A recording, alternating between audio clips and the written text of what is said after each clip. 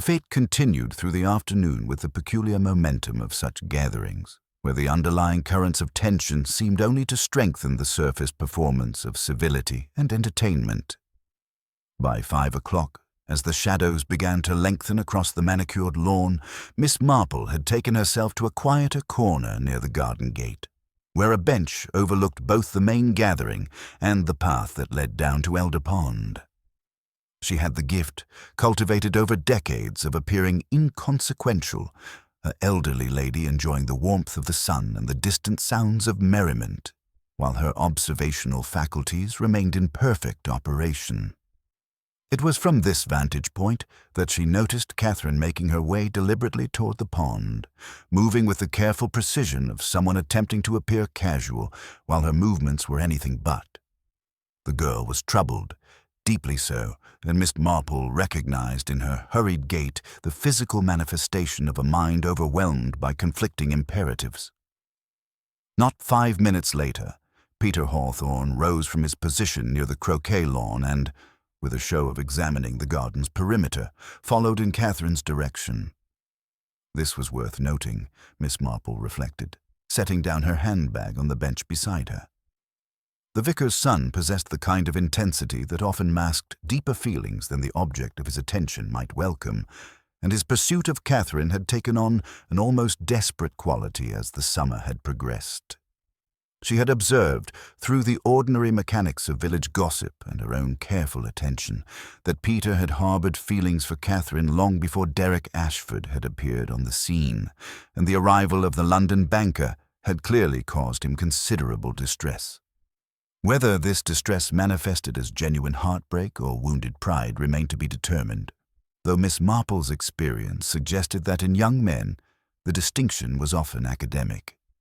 Eleanor Vance, meanwhile, had abandoned her sketching entirely and was engaged in conversation with Dr. Blackwood near the refreshment table, though the term conversation seemed generous to describe what appeared to be an intense and distinctly uncomfortable exchange.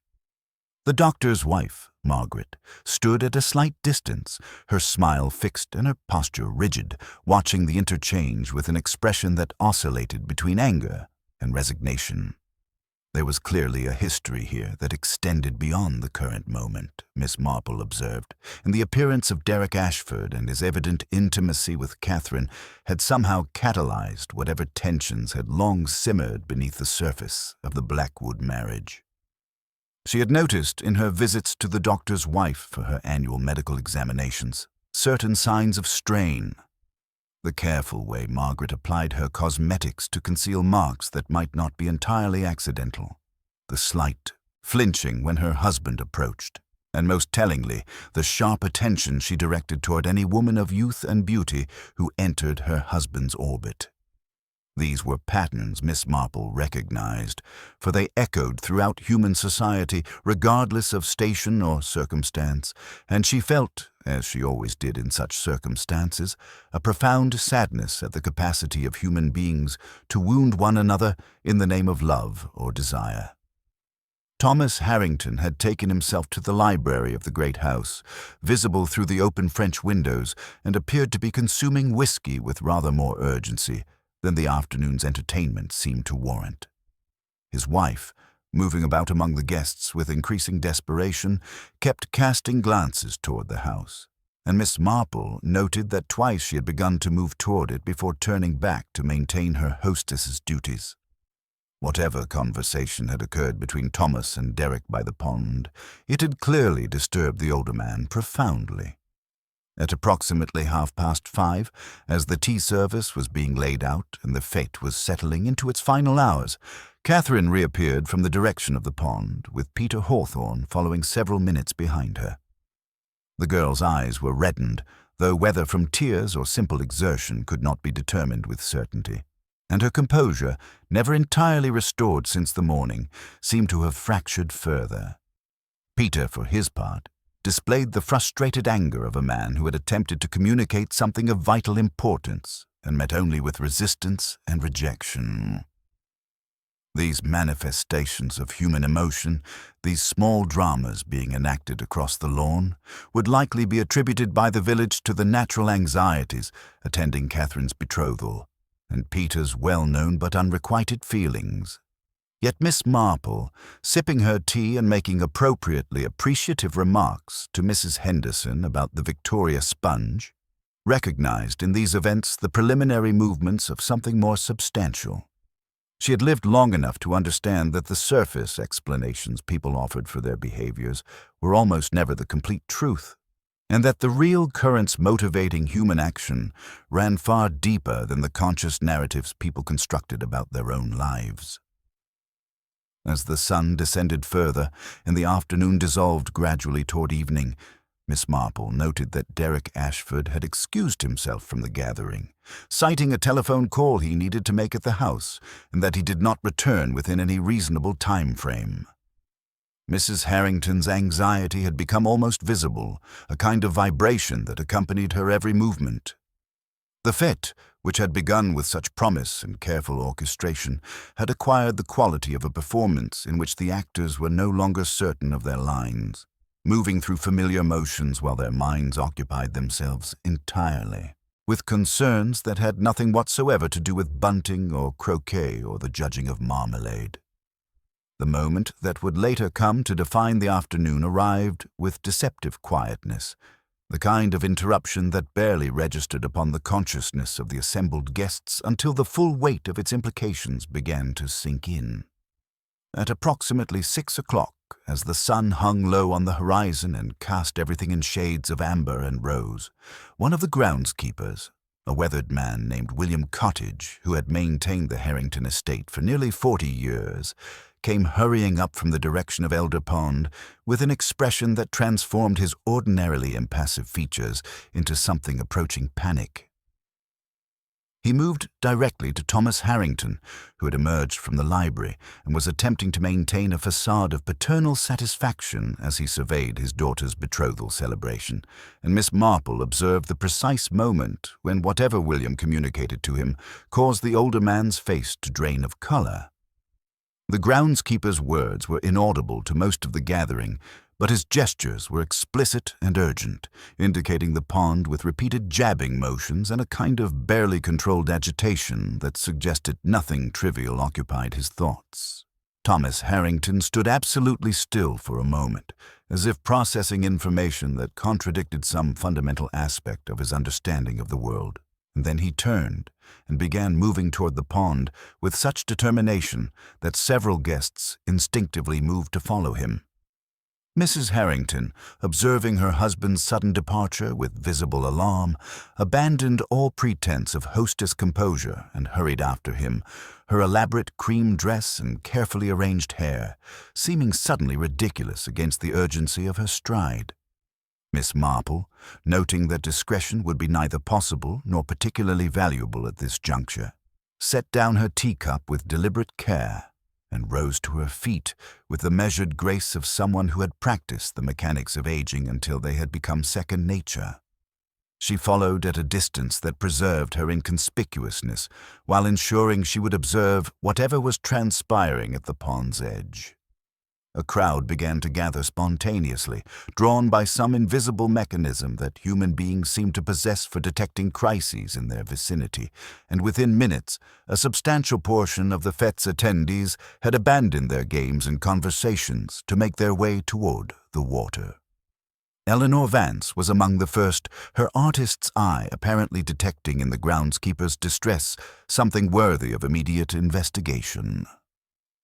Peter Hawthorne followed, his earlier frustration replaced by concern, and Dr. Blackwood, responding to some instinctive professional imperative, abandoned the refreshment table and pushed through the gathering with the authority of a man accustomed to being obeyed in medical emergencies. It was the doctor who reached the edge of the pond first, and what he observed there caused him to stop so abruptly that several people nearly collided with him in the press of the crowd.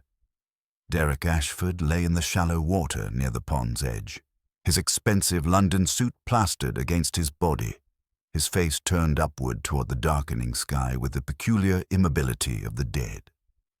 His eyes were open, staring at nothing. There was a distinctive discoloration visible around his neck, a livid mark that suggested the application of considerable force. For a moment, the entire gathering seemed to suspend in a state of collective shock, as if the assembled minds were engaged in a unified effort to reconcile what they were observing with the everyday reality they had occupied mere minutes before. Then the chaos began.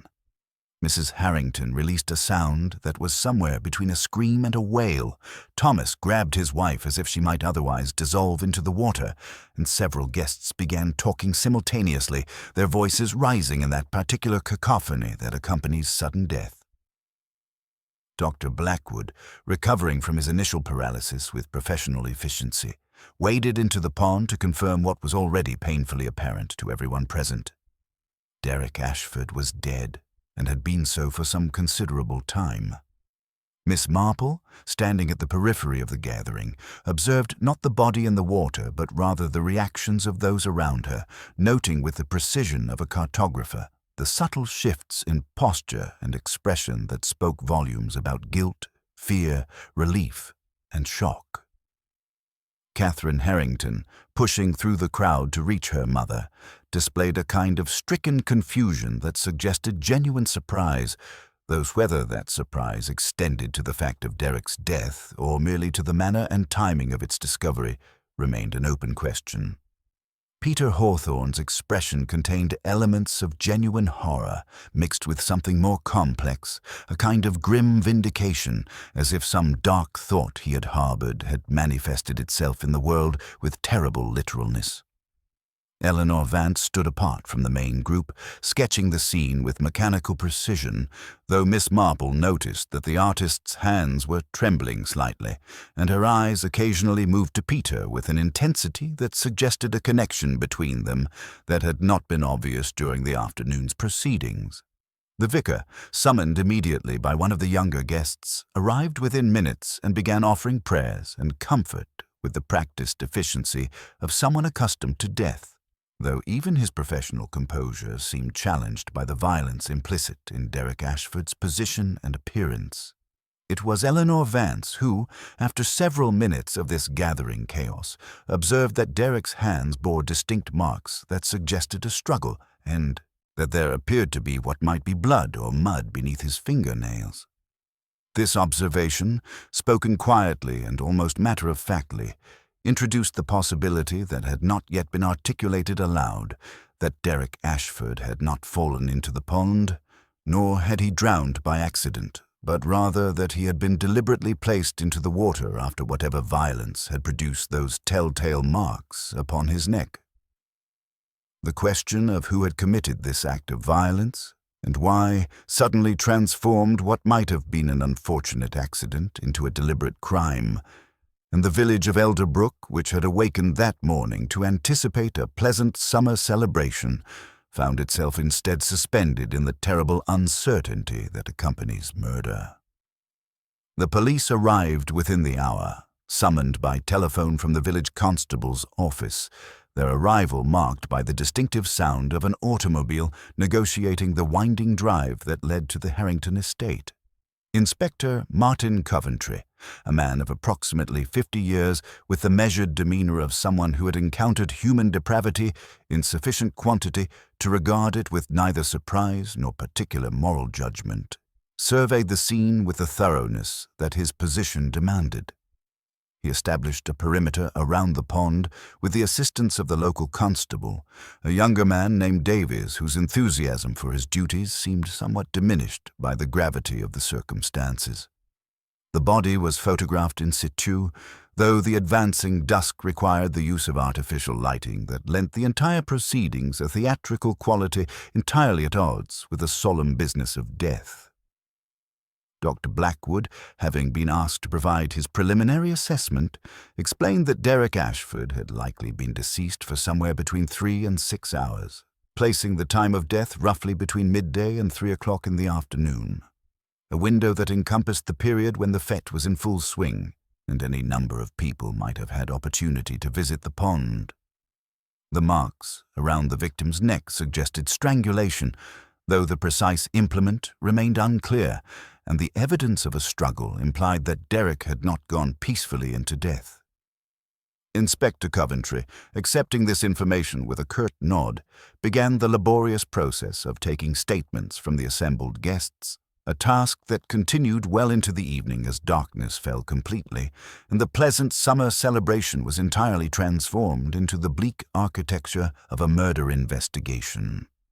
Miss Marple, seated in the library of the great house, the fete guests having been corralled inside as darkness fell, observed the inspector's methodical approach with quiet interest. He was competent, clearly, though not brilliant. The kind of police officer who relied upon procedure and the accumulation of facts rather than upon psychological insight or intuitive leaps. This was not necessarily a disadvantage in straightforward cases of passion or opportunity, but Miss Marple suspected, based upon the peculiar configuration of circumstances she had observed throughout the afternoon, that this case might be considerably more complex than it initially appeared. The statements being taken revealed little of obvious significance. Most of the guests had been dispersed about the grounds at various times during the afternoon, and the pond area, being somewhat removed from the main festivities, had not been under constant observation. Thomas Harrington confirmed that he and Derek had spoken privately near the pond sometime around 2 o'clock, and that their conversation had concerned certain financial arrangements and business matters that Derek wished to discuss before his official engagement to Catherine was announced. Thomas's account was vague regarding the specific nature of these discussions, and Inspector Coventry, pressing for details, was met with the explanation that such matters were confidential and concerned business interests that were not entirely relevant to the question of who had murdered the young man. This refusal to elaborate seemed to intrigue the inspector, though he lacked the leverage to compel greater specificity from the elder gentleman. Catherine herself was nearly incoherent with grief and shock, her statements fragmented and difficult to pass, though it became apparent that she had been aware of some tension between her father and her fiancé, though the precise nature of that tension remained obscure to her. She had retreated to her room sometime around 3 o'clock, she explained, distressed by the undercurrents of conflict that seemed to accompany Derek's visit, and had remained there until the discovery of the body. Peter Hawthorne's statement was more problematic. He admitted to following Catherine to the pond area, claiming that he merely wished to ensure she was unwell, though the inspector's questioning suggested skepticism regarding this explanation. Peter's movements after 3 o'clock became somewhat unclear in his own recounting, and there were gaps in his timeline that he struggled to fill coherently. Eleanor Vance provided a statement that was remarkably detailed and precise, explaining that she had been sketching throughout the afternoon and could account for her movements with reasonable specificity, though she admitted to leaving her post near the main lawn at approximately 3:30 to walk the perimeter of the property. She had not approached the pond, she maintained, and had neither seen nor heard anything unusual during that time. Dr. Blackwood's statement was straightforward. He had been present at the fete throughout the afternoon and had noticed nothing remarkable until the discovery of the body. His wife, Margaret, offered a similar account, though Miss Marple noted that Margaret's eyes, when they met Eleanor Vance's across the library, conveyed something beyond the mere acknowledgement of social acquaintance. There was a quality of understanding between them, perhaps even of shared knowledge, that suggested a connection that neither woman had made obvious during the day's proceedings. By the time Inspector Coventry completed his preliminary inquiries and released the guests to depart to their homes, it was nearly midnight, and the pleasant afternoon of the Harrington fete had become nothing more than a memory, already beginning to acquire the distorted quality of dreams. The body had been removed to the county mortuary for a more thorough examination, and preliminary investigations would continue the following day. Miss Marple, gathering her handbag and accepting a ride home from Mrs. Henderson, sat quietly in the automobile as it navigated the dark country roads, her mind occupied with the peculiar configuration of facts and observations she had accumulated throughout the day. The official story, the one that Inspector Coventry seemed inclined to pursue based upon opportunity and suspicious gaps in timeline, pointed rather obviously toward Peter Hawthorne. His movements were unaccounted for, his motive was apparent to anyone who had observed his devotion to Catherine, and his confrontation with Derek at the pond, if one had occurred, might easily have escalated into violence. Yet Miss Marple, who had spent a lifetime understanding that the obvious answer was frequently the incorrect one, found herself unconvinced. There were too many other currents moving beneath the surface of this apparently simple crime. Too many intersecting secrets and hidden resentments, and too many people with potential motives that extended beyond the romantic disappointment of a young solicitor's clerk. The following morning brought the peculiar quality of unreality that follows sudden violence. The village of Elderbrook seemed simultaneously exactly as it had always been and utterly transformed by the knowledge of murder in its midst. Miss Marple, rising early as was her custom, found the village already alive with whispered speculation and hastily constructed theories. The postmistress had apparently been given an account, subsequently elaborated and embellished beyond any recognizable fidelity to fact, that Peter Hawthorne had been seen near the pond at the crucial time looking decidedly agitated. The greengrocer's assistant had supposedly observed Derek and Thomas Harrington engaged in what appeared to be a heated argument, though no coherent account of what they might have been arguing about could be extracted from the various retellings. By mid-morning, as Miss Marple attended to her correspondence and made a show of tending her garden, Inspector Coventry had apparently decided that sufficient suspicion attached to Peter Hawthorne to warrant his arrest pending further investigation. The young man had been taken into custody, and the news had spread through Elderbrook with the speed of wildfire, carrying with it the peculiar satisfaction that communities seem to derive from the apprehension of a suspect, as if the formal machinery of justice could somehow restore order to a fundamentally disordered situation. Mrs. Henderson, calling upon Miss Marple in the late morning ostensibly to borrow sugar but actually to discuss the arrest, expressed a kind of breathless certainty regarding Peter's guilt that struck Miss Marple as premature. The vicar's son was a troubled young man, Mrs. Henderson opined, always mooning about after Catherine despite her betrothal, and it was hardly surprising that unrequited passion had driven him to violence. His awkward movements and inability to properly account for his time at the pond clearly indicated consciousness of guilt, and the fact that he had been observed following Catherine toward the water suggested a confrontation that had escalated tragically. Miss Marple listened with her usual expression of gentle interest, while her mind engaged in considerably more complex calculations regarding the actual relationship between the facts as presented and the conclusions being drawn from them. That afternoon, she received a visitor entirely unexpected. Eleanor Vance, the artist, who arrived at her cottage in a state of evident agitation that contrasted sharply with her ordinarily composed demeanor. Eleanor had brought with her the sketches she had been executing throughout the fete, and she wished, she explained, to show them to Miss Marple because she believed the older woman would notice something that had escaped everyone else's attention. Miss Marple, inviting her guest into the parlor and ordering tea with the deliberation of someone who understood that conversations of genuine importance required proper ritual, examined the sketches with careful attention. Eleanor's talent was evident in every line. Her observational abilities had captured not merely the physical appearance of the afternoon, but the psychological currents that had animated the gathering.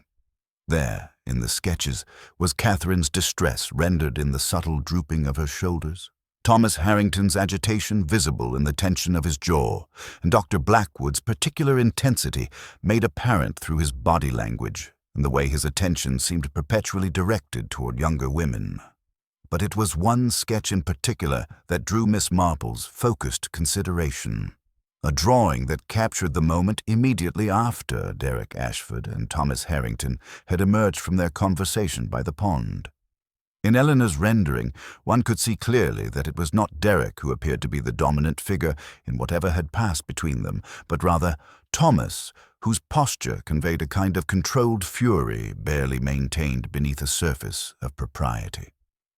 Eleanor's hands trembled slightly as she pointed out this detail, and Miss Marple noted that the artist's anxiety seemed to stem not from fear that she had revealed something important, but rather from uncertainty regarding whether revealing it had been the proper course of action. Eleanor explained, with considerable reluctance, that she had observed more than she had told Inspector Coventry. She had, in fact, glimpsed Derek Ashford near the changing pavilion at approximately 3 o'clock, and he had appeared to be in the company of Dr. Blackwood, though only briefly. Furthermore, she had noticed that Derek had been distinctly wet, his trousers damp and his hair slightly disheveled, when she had observed him during this encounter, as if he had recently emerged from the water or had engaged in some physical struggle. Most significantly, Eleanor had seen Margaret Blackwood approaching the pond area at approximately 3:15, moving with deliberate purpose and carrying something in her hand that Eleanor could not identify from her position, though it might have been rope or some similar implement. This information had not been shared with Inspector Coventry because Eleanor had been uncertain of its reliability and had feared that revealing what she had observed might damage innocent people without contributing meaningfully to the investigation. However, upon reflection and with the knowledge of Peter Hawthorne's arrest, Eleanor had concluded that her silence might constitute a grave injustice. Miss Marple set down her teacup with careful deliberation and observed Eleanor with an intensity that caused the younger woman to shift uncomfortably in her chair.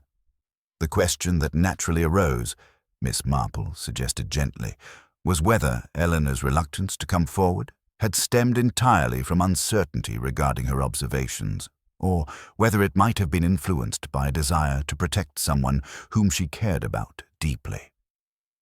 Eleanor's face flushed, and Miss Marple, with the kindness that was perhaps her most distinguishing characteristic, did not press the question further. But she had seen in that moment of Eleanor's discomfort something that clarified considerably the relationship between the young artist and Peter Hawthorne, and she understood that Eleanor's apparent antagonism toward Peter throughout the day had masked considerably more complex feelings. What Eleanor had revealed, however, and what the police seemed to have entirely overlooked, was that the configuration of guilt might be considerably more complicated than the arrest of Peter Hawthorne suggested, and that the true murderer might be someone whose motives ran far deeper than romantic disappointment. Miss Marple spent the remainder of the afternoon in quiet contemplation, a state of apparent idleness that masked the intense activity of her mind as she attempted to reconcile the various strands of information into a coherent pattern that would reveal the true architect of Derek Ashford's death.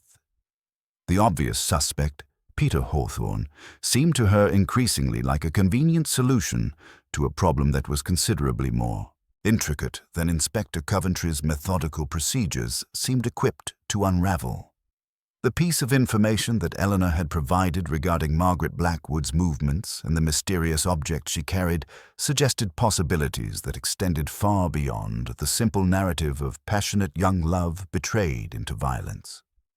Miss Marple recognized in the situation a familiar configuration, one involving hidden financial arrangements, secret relationships, and the kind of accumulated resentment that built over years and suddenly erupted into catastrophic action.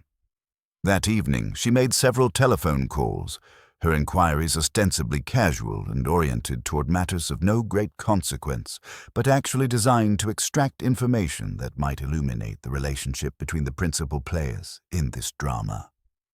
Through the vicar's wife, she learned that Dr. Blackwood's financial circumstances had become rather precarious in recent months, the consequence of some unfortunate investments and the general economic uncertainties of the current period. Through Mrs. Henderson, she discovered that Derek Ashford's engagement to Catherine had been rather hastily arranged, occurring only weeks after his initial meeting with the girl at a London social gathering, and that Thomas Harrington had apparently been less than enthusiastic about the match. Through the doctor's receptionist, whom she encountered during a visit ostensibly motivated by a minor complaint of arthritis, she learned that Derek had apparently visited Dr. Blackwood's office on several occasions in the weeks preceding the fete. though the nature of these visits remained confidential. Most tellingly, through the librarian at the village library, she ascertained that Derek Ashford had apparently researched certain aspects of estate law and inheritance procedures during a recent visit to the establishment, suggesting that his interest in the Harrington family extended beyond romantic attachment to Catherine. By the following morning, Miss Marple had begun to perceive an outline that suggested a considerably more complex motive for murder than simple romantic jealousy. She requested, through the polite mechanism of a message delivered by her gardener, that she be permitted to visit Inspector Coventry at his temporary headquarters in the village hall. The inspector received her with the courteous skepticism that older ladies who involve themselves in police matters seem to inspire in professional investigators, though he listened with reasonable attention to her observations. Miss Marple explained, with her characteristic indirection and apparent diffidence, that she had been pondering certain aspects of the crime that seemed to her to warrant further investigation. Peter Hawthorne's arrest, she suggested gently, might have been somewhat precipitous, for there appeared to be other parties whose movements during the critical period remained inadequately explained. She did not, she emphasized, wish to make accusations, but rather merely to suggest that certain avenues of inquiry might prove fruitful. Inspector Coventry, with the patience of a man accustomed to elderly witnesses whose observations were often more perceptive than they initially appeared, questioned her regarding the specific concerns she harbored.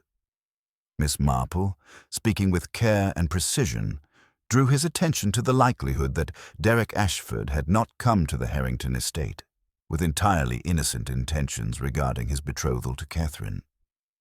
The young man appeared to have had some financial interest in the family's affairs, and Thomas Harrington had seemingly discovered this during their conversation at the pond. Furthermore, the presence of both Dr. Blackwood and his wife in the vicinity of the pond at crucial moments suggested that their involvement might exceed mere coincidence. Most significantly, Margaret Blackwood's apparent presence near the pond, carrying an unidentified object at approximately 3:15, seemed to warrant investigation, particularly given that Dr. Blackwood had been observed in close proximity to Derek at approximately the same time.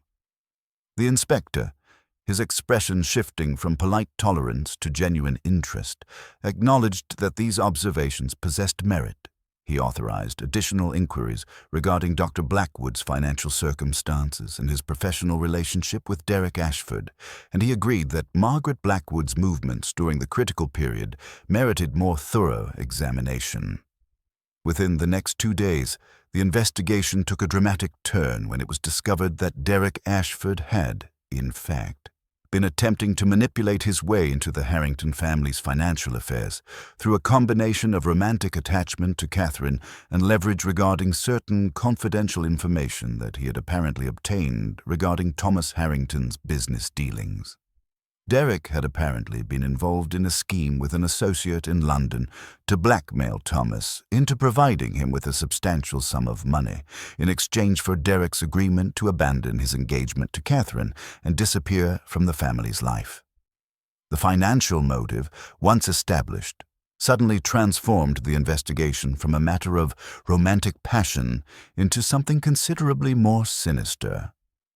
Dr. Blackwood emerged as a potential accomplice, for it was revealed that Derek had apparently attempted to involve the doctor in a parallel scheme regarding Margaret Blackwood's family inheritance, a matter in which Dr. Blackwood had considerable financial interest. The tension between Dr. Blackwood and his wife suddenly acquired new significance.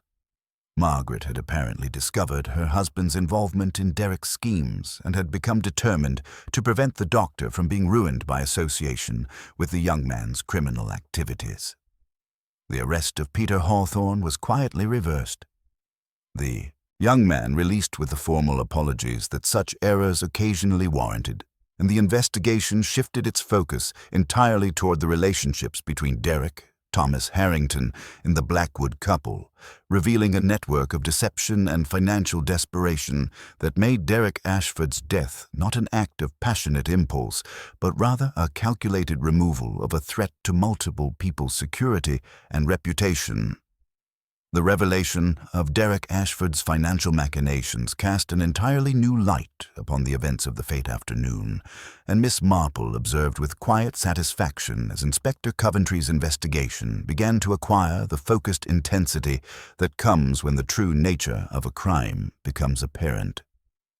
The inspector, chastened by his initial misjudgment regarding Peter Hawthorne, approached the expanded investigation with a thoroughness that suggested he was determined to avoid similar errors. Dr. Blackwood was brought in for extended questioning, and under the pressure of the evidence that was systematically accumulated, he gradually revealed the extent of his involvement in Derek's schemes. The doctor admitted that Derek had approached him with a proposition involving Margaret's inheritance from her uncle's estate, a substantial sum that would have resolved the doctor's financial difficulties entirely. Derek had offered to facilitate the inheritance through certain legal mechanisms, in exchange for which he would receive a percentage of the funds and the doctor's assistance in securing Thomas Harrington's agreement to his blackmail demands. Dr. Blackwood's admission of these facts, while stopping short of confessing to Derek's murder, nonetheless established him as a participant in the conspiracy that had motivated the crime. However, as the investigation progressed and the inspector carefully reconstructed the movements of the various suspects during the critical afternoon hours, it became increasingly apparent that Dr. Blackwood had not committed the actual murder. His alibi, initially weak and suspicious, proved upon careful verification to be essentially sound. He had been observed in conversation with multiple guests at the fete during the period when Derek must have been killed, and his subsequent movements could be accounted for with reasonable clarity. The focus of the investigation therefore shifted with increasing insistence toward Margaret Blackwood, whose movements remained less clearly documented, and whose motive had acquired new dimension with the revelation of her husband's involvement in Derek's schemes. Margaret, when questioned regarding her activities during the afternoon, initially maintained that she had remained near the main gathering throughout the fete. But when confronted with Eleanor Vance's observations of her moving toward the pond area at approximately 3:15, her composure began to fracture. Under sustained questioning, Margaret gradually admitted that she had, in fact, gone to the pond during that critical period. She had done so, she explained with evident distress, because she had discovered that her husband was involved in some arrangement with Derek Ashford that threatened the family's financial security. She had followed Derek to the pond intending merely to speak with him, to persuade him to abandon whatever scheme he was pursuing with her husband, but upon reaching the water, she had encountered a scene that had shocked and enraged her in equal measure. Derek, she explained, had been in the process of leaving the pond area after a meeting with someone, though she could not or would not identify this person, and upon seeing her, he had become aggressive and threatening. He had apparently grabbed her arm and forced her into the water, apparently intending to drown her as a means of silencing her regarding what she knew of his schemes. In defending herself against his attack, Margaret claimed she had seized a length of rope that was lying nearby, apparently used by the groundskeeper for some purpose connected with the pond's maintenance, and had struck Derek repeatedly with it in an effort to force him to release her. She had not, she insisted, intended to kill him, merely to incapacitate him sufficiently to escape his grasp. However, one of her blows had apparently connected with his throat with sufficient force to cause the injury that had ultimately proved fatal, and Derek had released her, staggering backward into the deeper water where he had subsequently drowned. Miss Marple, observing Margaret's account through the mechanism of information relayed by Mrs. Henderson, who had in turn received it from the vicar's wife, whose cousin worked in the police office, recognized in this narrative the quality of truth mixed inextricably with calculated deception.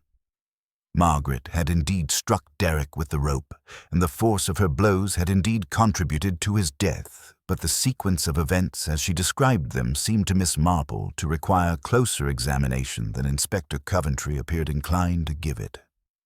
The suggestion that Derek had been the initial aggressor, that he had attacked Margaret for the purpose of silencing her, seemed to Miss Marple somewhat convenient, and she found herself considering whether the actual sequence of events might have been considerably different from the narrative Margaret had constructed. That evening, Miss Marple made another visit to the village library, where she requested access to certain volumes concerning the history of Elderbrook and the Blackwood family. What she discovered in those dusty records suggested that Margaret Blackwood's history extended considerably further back than the relatively recent marriage to Dr. Blackwood that had brought her to the village. Her family, the Ashworths, had been a substantial presence in the county during the previous century, though they had gradually fallen into financial and social decline. The entry regarding Margaret's uncle's estate, which was apparently the source of the inheritance that would resolve her husband's financial difficulties, revealed something unexpected. The estate had originally been entailed to remain within the male line of the family, and Margaret's claim to it was apparently based upon a recent legal modification that her uncle had made shortly before his death. This modification, according to the records, had been facilitated by legal counsel, and the dates suggested that it had occurred during a period when Margaret's uncle might have been vulnerable to influence. Miss Marple began to perceive in this discovery the outline of a considerably more elaborate scheme than the ones that had been publicly acknowledged, and she recognized that the true architect of Derek Ashford's death might be someone whose financial interests extended far deeper into the past than the immediate crisis that had been portrayed as the primary motivation for the crime. Miss Marple's investigation into the historical records of Margaret Blackwood's family inheritance led her down paths of inquiry that suggested connections extending far beyond the immediate circumstances of Derek Ashford's death.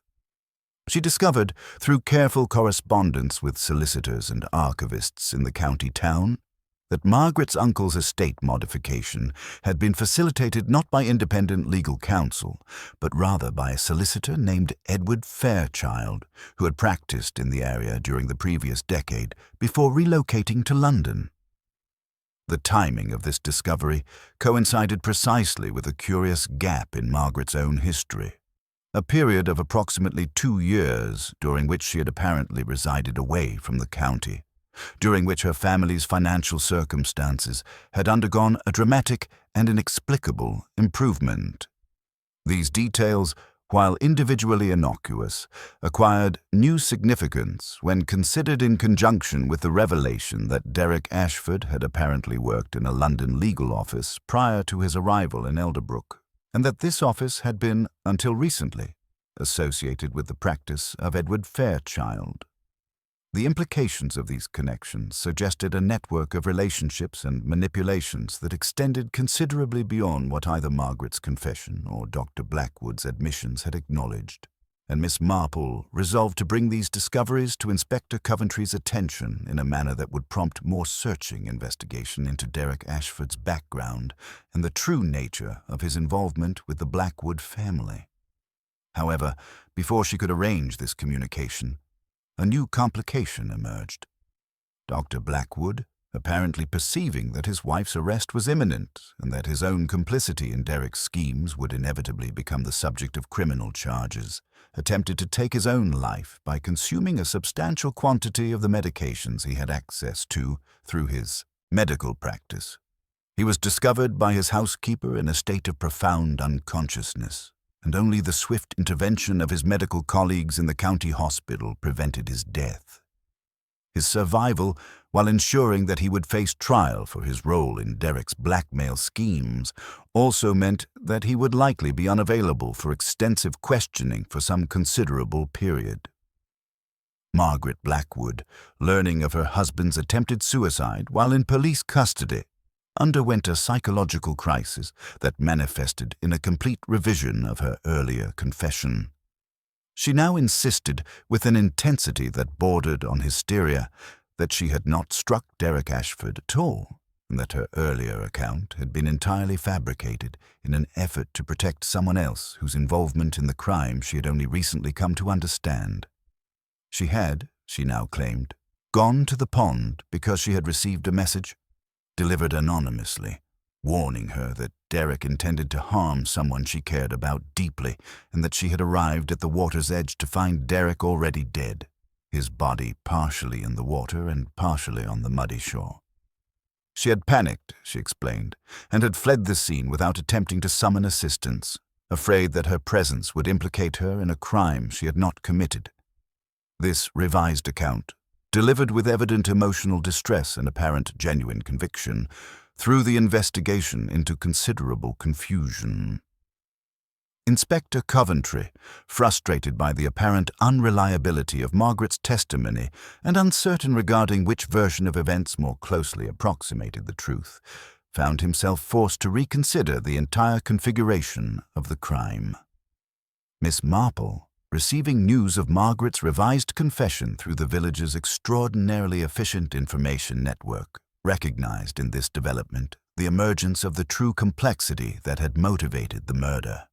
Someone other than Margaret had struck the fatal blow, someone whose identity and motive had been obscured by the convenient narrative that Margaret had initially provided. The question of who had sent the anonymous message that had allegedly drawn Margaret to the pond became suddenly of crucial importance, for such a message would have been sent by someone who either knew in advance that Derek would be at the pond at that particular time, or who had orchestrated the circumstances that brought him there. Miss Marple requested a private audience with Inspector Coventry, and when they met in the small office that had been established as the police investigations headquarters, she presented her discoveries regarding the historical connections between Margaret's family, Derek Ashford, and Edward Fairchild, with the careful documentation of someone who had spent considerable effort in research. She suggested, delicately but with unmistakable clarity, that Derek Ashford's appearance in Elderbrook and his pursuit of Catherine Harrington had not been motivated entirely by romantic attraction or simple financial gain, but rather by a deliberate scheme to manipulate the Blackwood family situation in a manner that would benefit certain parties whose identity remained to be determined. Furthermore, she proposed that the anonymous message sent to Margaret had been designed to draw her to the pond at precisely the moment when Derek would be there, thereby ensuring that she would be present as a witness to, or perhaps even as an unwitting participant in, events that someone had carefully orchestrated in advance. Inspector Coventry, his professional skepticism gradually giving way to cautious acknowledgement of Miss Marple's reasoning, agreed that these observations warranted further investigation. He authorized inquiries into Edward Fairchild's current activities and financial interests, and he arranged for detailed examination of Dr. Blackwood's professional correspondence and financial records in search of evidence regarding Derek's true involvement with the family. Within the following week, these investigations bore fruit that transformed the case entirely. Edward Fairchild, it emerged, had been engaged in a long-standing scheme of financial manipulation involving the modifications of wills and inheritance documents in exchange for substantial percentages of the resulting estates. Derek Ashford had apparently been Fairchild's agent in executing these schemes, and Margaret's uncle's estate modification had been part of a considerably larger network of similar crimes that had enriched Fairchild substantially over many years. Derek's appearance in Elderbrook, Miss Marple had been correct in surmising, had been orchestrated by Fairchild as part of a new scheme designed to ultimately gain control of the Harrington family's considerable assets through a combination of blackmail and manipulation. But someone in Elderbrook, someone with knowledge of these schemes and the determination to prevent them from succeeding, had taken decisive action to eliminate Derek before he could complete his designs. The identification of Edward Fairchild's criminal network as the underlying motive for Derek Ashford's murder represented a significant advancement in the investigation, yet it simultaneously deepened the mystery regarding who had actually committed the crime within Elderbrook itself. Inspector Coventry, pursuing inquiries into Fairchild's current whereabouts and activities, discovered that the solicitor had apparently departed England approximately 1 week prior to Derek's murder, ostensibly on business related to properties he had acquired on the continent. This convenient timing suggested either remarkable coincidence or deliberate foreknowledge regarding Derek's death. and the inspector's inquiries into Fairchild's communications during the weeks preceding the fete began to acquire considerable urgency.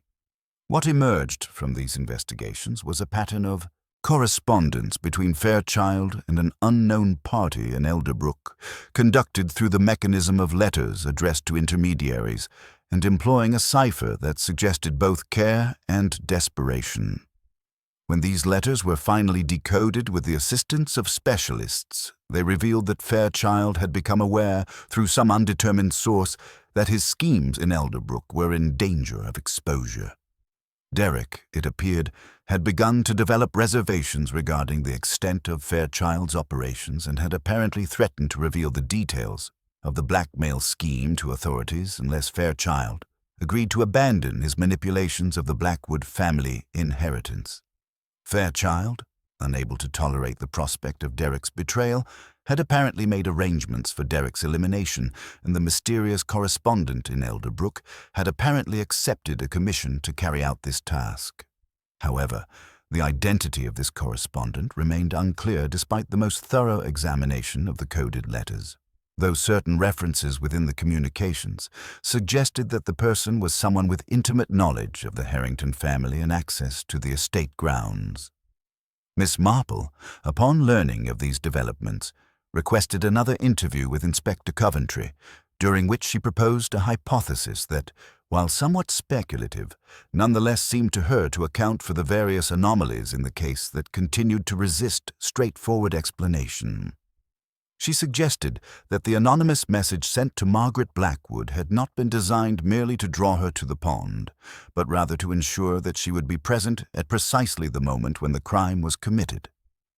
This was significant, Miss Marple explained, because it suggested that the murderer had required a witness, not to implicate them in the crime, but rather to provide corroboration regarding Derek's apparent aggressiveness and the apparent circumstances of his death. A witness such as Margaret, who had every motive to wish Derek dead and removed from her family's affairs, would be far more credible than any external observer in testifying that Derek had attacked her, and her account of the events at the pond, while initially appearing to incriminate herself, would actually serve to obscure the true nature of what had actually occurred. Furthermore, Miss Marple suggested, the person who had orchestrated these events would necessarily have been someone with detailed knowledge of Derek's activities and intentions, someone who understood the precise timing of his movements on the afternoon of the fete, and someone who had access to the pond area without drawing particular attention. Inspector Coventry, following the logical threads that Miss Marple had suggested, found himself forced to reconsider certain aspects of the investigation that had previously seemed peripheral. He authorized renewed interviews with all parties who had been present at the fete, focusing particularly upon their knowledge of Derek's scheduled activities and their movements during the critical period. It was during one of these interviews that a crucial detail emerged. Eleanor Vance, when questioned more thoroughly regarding the exact timing of her observations, admitted that she had not actually seen Derek near the changing pavilion at 3 o'clock, but had rather inferred his presence based upon certain evidence that she had observed. When pressed regarding the nature of this evidence, Eleanor revealed with evident reluctance that she had seen Dr. Blackwood emerging from the changing pavilion at approximately 3 o'clock, carrying something that appeared to be wet clothing, and she had simply assumed, without direct confirmation, that Derek had been present. This admission opened an entirely new avenue of investigation, for it suggested that Dr. Blackwood's presence near the pond had been considerably more deliberate and purposeful than his earlier statements had indicated. Upon further interrogation, Dr. Blackwood, now recovered from his attempted suicide and facing the prospect of extended criminal charges, gradually admitted the truth that he had been concealing since the moment of Derek's death. He had gone to the pond at Derek's request, ostensibly to discuss a modification to their earlier arrangement regarding the blackmail scheme. Upon arriving at the designated location, however, he had encountered not merely Derek, but another figure whose presence had shocked him profoundly. The figure was Thomas Harrington, and Thomas had apparently been engaged in a confrontation with Derek that had clearly been escalating toward violence. Thomas, it emerged, had discovered through his own investigations that Derek's apparent interest in Catherine was merely a pretext for a considerably more sinister scheme designed to gain access to the family's financial affairs through blackmail. Enraged by this revelation and fearing for his daughter's safety, Thomas had apparently confronted Derek at the pond and had demanded that he leave Elderbrook immediately and abandon all contact with the family. When Derek had refused and had instead threatened to expose certain financial irregularities in Thomas Harrington's business dealings if he was not paid a substantial sum, Thomas had apparently seized a length of rope that was lying nearby and had attacked Derek with a ferocity that suggested the unleashing of long-suppressed rage and protective fury. Dr. Blackwood, arriving at precisely this moment and witnessing the conclusion of this violent confrontation, had found Derek already incapacitated and drowning in the shallow water. Rather than summoning assistance or attempting to rescue the dying man, Dr. Blackwood had apparently stood passively observing Derek's death, a passive complicity that arose from his own sense of relief at Derek's elimination and his fear that any attempt at rescue would implicate him in the crime. The revelation of Thomas Harrington's involvement in Derek Ashford's death precipitated a transformation in the investigation that rendered all previous theories and accusations suddenly quaint and inadequate. Inspector Coventry, confronted with the reality that the victim of his initial suspicions, the respectable family patriarch whose financial interests had been threatened, was in fact the perpetrator of the crime he had been investigating, found himself obliged to reconstruct the entire case from fundamentals.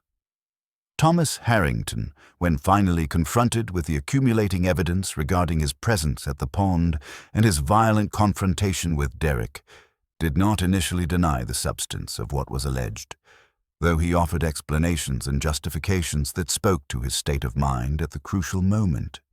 He had, he explained to Inspector Coventry, with the careful precision of a man preparing his own legal defense, discovered through private inquiries that Derek Ashford was not the respectable London banker that he had presented himself as being, but rather an agent of a criminal network engaged in blackmail and financial manipulation.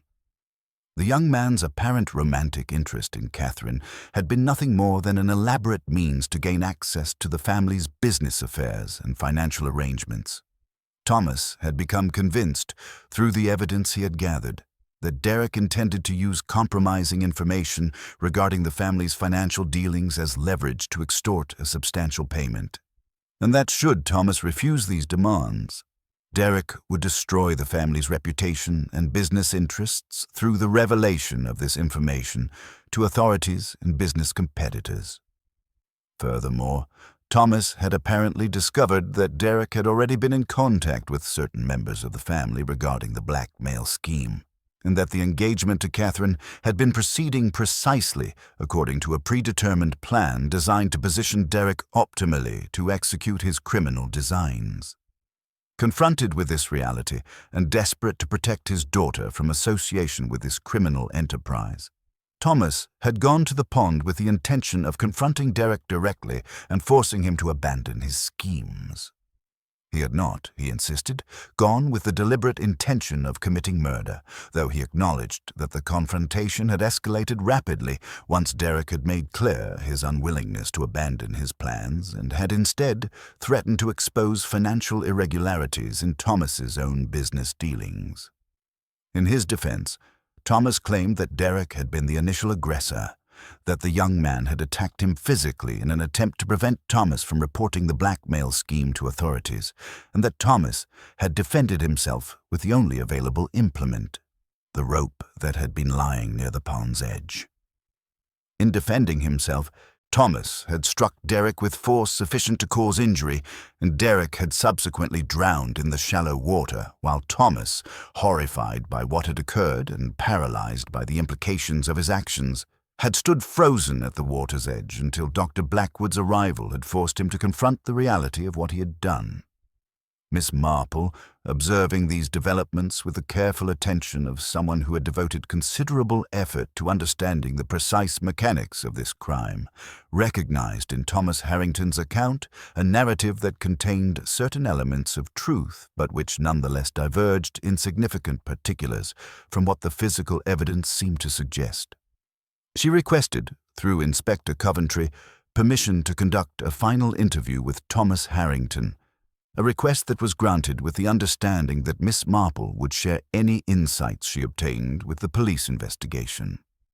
In the interview room at the village constabulary, seated across from Thomas Harrington in the neutral space that had been established for such conversations, Miss Marple presented her observations with the gentle but inexorable logic that had so often revealed the true nature of crimes that more conventional investigation had failed to fully comprehend. She acknowledged, first, that Thomas's general account of Derek's intentions and activities was substantially accurate, and that his motivation in confronting the young man had arisen from genuine parental concern and a desire to protect both his daughter and his family's interests. However, she suggested with careful precision, the specific circumstances of Derek's death did not entirely conform to the narrative of self-defense that Thomas had presented. The injuries to Derek's neck, she explained, were not consistent with a single panicked blow struck in self-defense, but rather suggested repeated impacts of considerable deliberation. Furthermore, the position of Derek's body in the water and the evidence regarding the trajectory of his injuries indicated that Derek had been attacked from behind, a circumstance that seemed inconsistent with a confrontation in which Derek had been the initial aggressor. Most significantly, Miss Marple noted, the anonymous message that had drawn Margaret Blackwood to the pond at precisely the critical moment could only have been sent by someone who knew in advance that Derek would be at the pond and that violence would occur there. This suggested not merely a spontaneous confrontation that had escalated into tragedy, but rather a deliberately planned event whose execution required the presence of a witness whose testimony would corroborate a particular narrative regarding what had occurred. Thomas Harrington, confronted with this analysis, gradually abandoned the pretense of self-defense and acknowledged a reality considerably more calculated and deliberate than the account he had initially provided. He had, in fact, learned of Derek's schemes through an intermediary, a person whose identity he had initially been reluctant to reveal, but whose role in the conspiracy had become increasingly apparent. This intermediary, it emerged, was none other than Eleanor Vance, the village artist whose observations and sketches had seemed so innocent, but whose actual involvement in the case extended considerably deeper than anyone had initially suspected.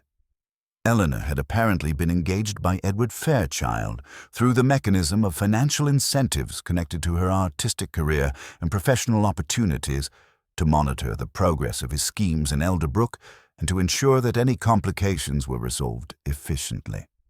It was Eleanor who had provided Thomas with the detailed information regarding Derek's criminal activities, information that had been designed not to dissuade Thomas from violent action, but rather to ensure that such action would be taken with sufficient force to permanently eliminate the threat that Derek represented to Fairchild's operations. The revelation of Eleanor Vance's involvement in the conspiracy transformed the investigation into something considerably more intricate than even the most perceptive observers had anticipated, and Miss Marple found herself contemplating the tragic intersection of ambition, vulnerability, and manipulation that had culminated in Derek Ashford's death and the unraveling of multiple lives. Eleanor had apparently been discovered by Edward Fairchild years earlier, when her artistic talent had been considerable but her financial circumstances precarious. Fairchild, recognizing in the young woman a combination of intelligence and desperation that made her susceptible to his influence, had gradually involved her in his criminal network, offering her financial support and professional opportunities in exchange for her participation in schemes that she had initially convinced herself were merely financial manipulations of a somewhat questionable but not inherently violent nature. By the time she had come to Elderbrook as part of Fairchild's plan to position agents throughout the village, Lenore had become so thoroughly entangled in his operations that she no longer possessed the capacity to extricate herself without facing the consequences of her own complicity in criminal activity.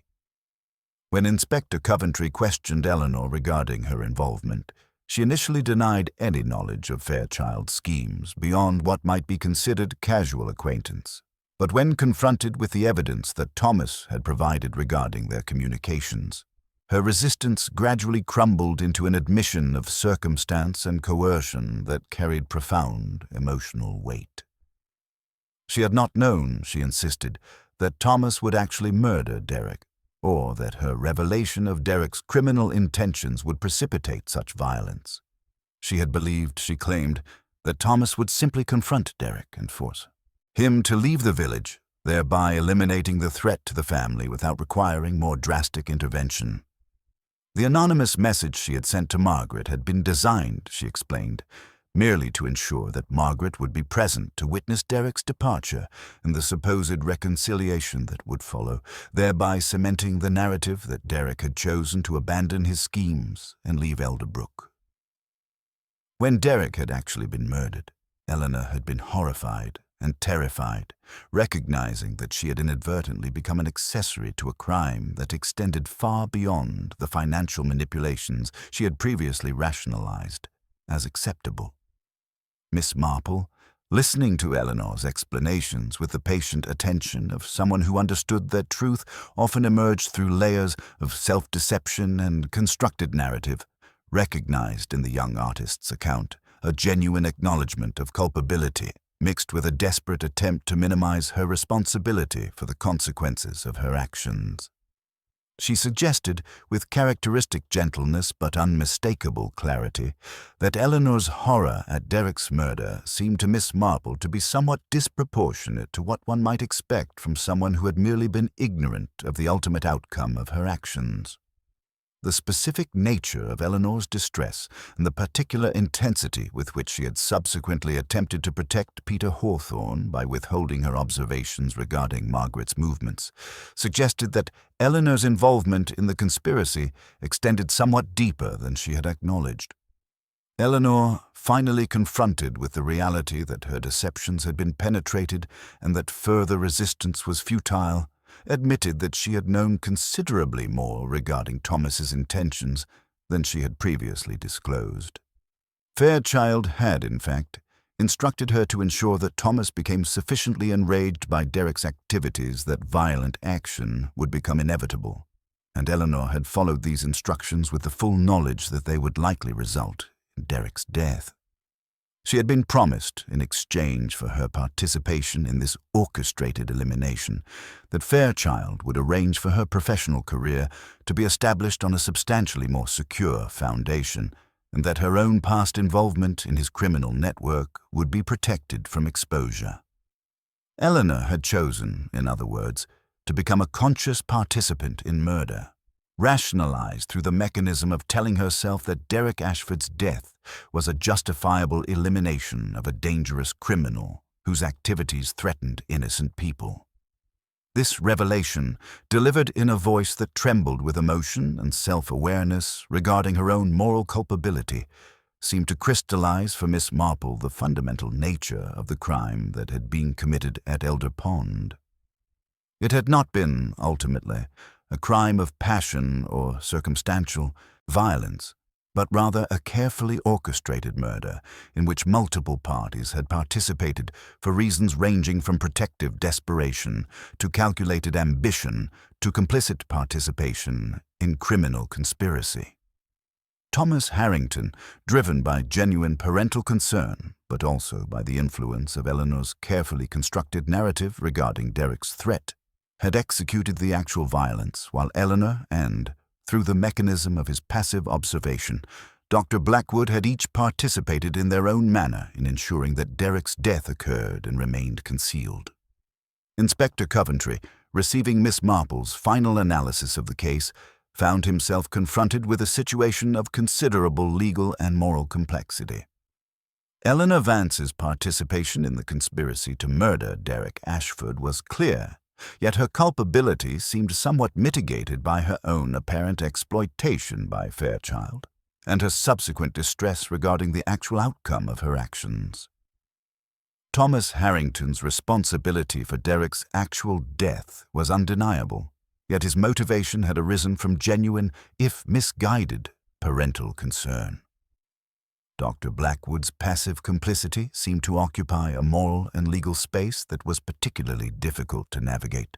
The inspector found himself obliged to proceed with formal charges against all three parties, though he acknowledged to Miss Marple that the law's mechanisms for processing such cases often seemed inadequate to the complexity of human motivation and circumstance that generated the crimes law was designed to address. Miss Marple, having completed her role in illuminating the true nature of the crime, returned to her cottage and her garden, reflecting, as she had so often before, upon the capacity of human beings to deceive themselves regarding their own actions and the seemingly infinite variations upon the themes of greed, ambition, and self-preservation that motivated the deeds that disrupted the ordered surface of village life.